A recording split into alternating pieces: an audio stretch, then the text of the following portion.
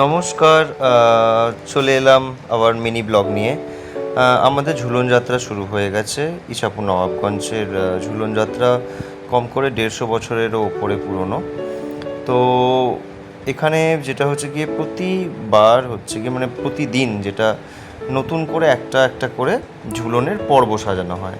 হ্যাঁ, তো আজকে রয়েছে রাধিকা রানী, রয়েছে মেন এখানে দেখতে পাচ্ছি। আজকে অ্যাকচুয়ালি রায় রাজা কৃষ্ণ কাটল, ঠিক আছে, কৃষ্ণ ঘোড়ার ওপরে উঠে কোথাও চলেছে আর কি। আর মাঝখানে রয়েছে রাধারানী। এটা হচ্ছে গিয়ে আমাদের গোপীনাথ বাড়ি। এখানে প্রচুর দর্শনার্থী আসে আমাদের ঝুলন কে ঘিরে। প্রচুর দোকান বসে, প্রচুর বিক্রেতা আসে। বছরের একটা মানে প্রতি বছরই শ্রাবণ মাসে যেই ঝুলন উৎসব যেটা হয়, এই ঝুলন উৎসব চলে জন্মাষ্টমী অবধি। আমাদের এখানে জন্মাষ্টমী অবধি চলে। কিছু কিছু জায়গায় যেরকম 7 দিনের হয়, 5 দিনের হয়। তো আমাদের এখানে পূর্বপুরুষদের সময় থেকেই মানে ঝুলন যাত্রা শুরু হয়ে মোটামুটি 10-12 দিন, যতদিন কি না জন্মাষ্টমী চলে ততদিন অবধি আমাদের এই ঝুলন চলে।